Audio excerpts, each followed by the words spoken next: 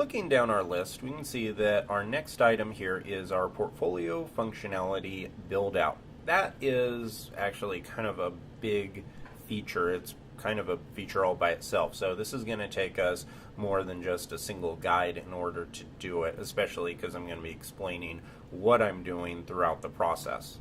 So let's switch back to the terminal. I'm going to hit clear here.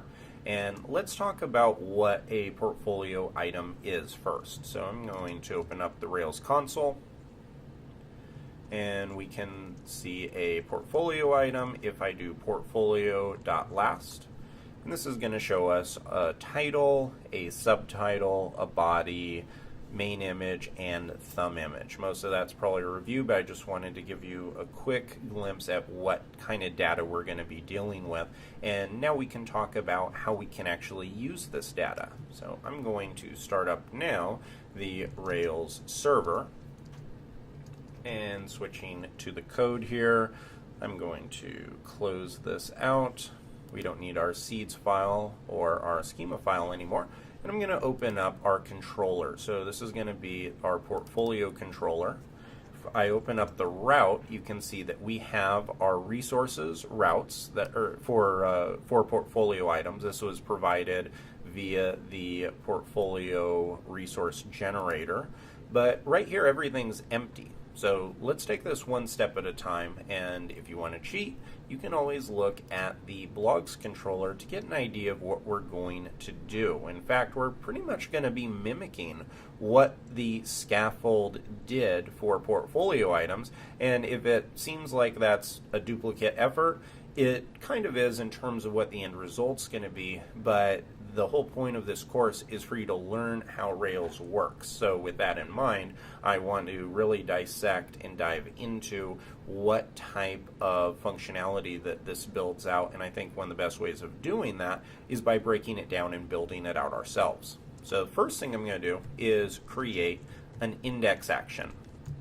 Remember, an index action typically is what is used when you want to list out a number of items. In this case, we want to list out all of the portfolio items.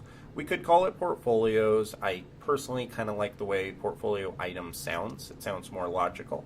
And I can then call portfolio.all. So in the concept of model view controller, right here, what this is doing is this is calling the model. It's inside of the controller, and now we're going to make this available to the view. So I'm going to save this, and if we try to run this, so let's say that I go and navigate to the browser here, and I try to go to portfolios.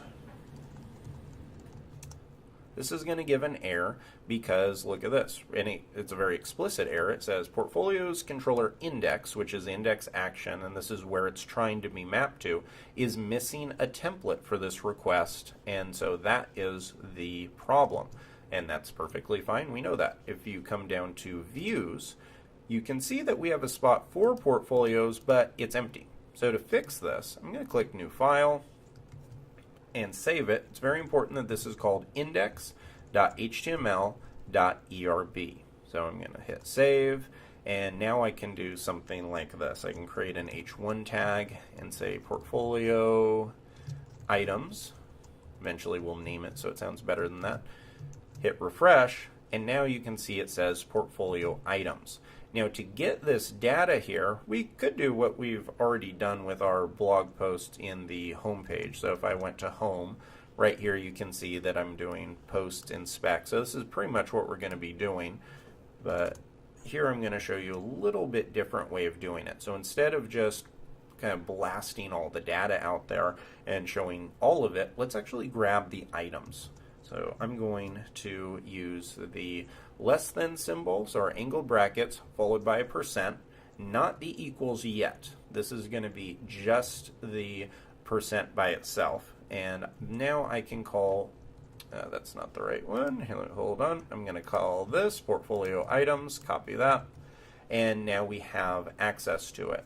Now what I want to do is to actually loop over this. So if you go to Pages Home right here, you'll see that what this is it's called an active record relation. And in Rails, what this means is this relation is an array of items. And when you have an array of items, that means that in order to access the items, and these are all hashes, this is the hash data type, and inside of it, we need to be able to loop over and then grab each of these items. And thankfully, Rails makes that pretty easy to do. Now, to loop over items, usually you want to call each for in Rails. So I'm going to say portfolio items.each and then do. And do in Ruby is the way that we have a block, and we'll go into blocks a little bit more later on. But right now what it means essentially is we have a process we want to run, and everything inside of this block or this process will get run for every portfolio item.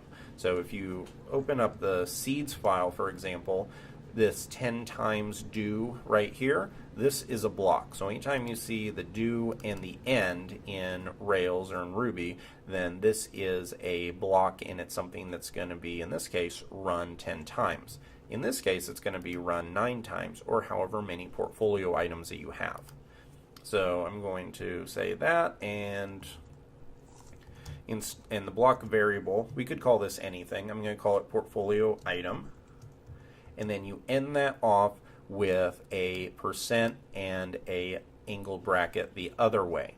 And this is something called embedded Ruby. That's what the ERB stands for right here. And we need to tell Ruby that this is now over at the very end. And we say end. So this is a complete block. Now, if I hit save and go into portfolios,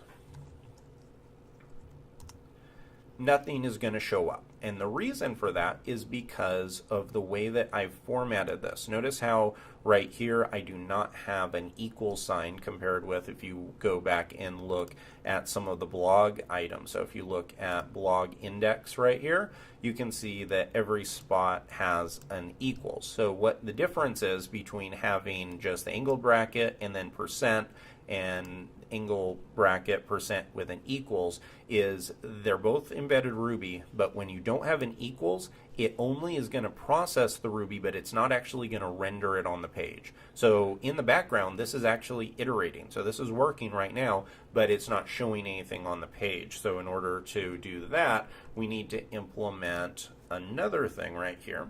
And I'm going to, just so we make it look a little prettier. It's not going to be pretty by any stretch of the imagination, but it's going to look a little bit better. I'm going to put this in some paragraph tags. So I'm going to, inside of this, go with our angle bracket percent equals portfolio item. And the first one's going to be title. Now, one little way that I cheat here is I'll go to go to View, Layout, and Columns 2. And now I'll open up my schema file, and now I can see what each one of these attributes are. So first one is title, next one, and the way you can duplicate in Sublime Text is by Command Shift D, D as in David, and that will be duplicating it. Could also be D as in duplicate, probably a little bit more logical. Okay, so here we have title, we have subtitle, then body. Then we have a main image and a thumb image. I don't want to put the main image on the portfolio index. I actually only want to do the thumb image. So I'm going to delete that. Put thumb image right here.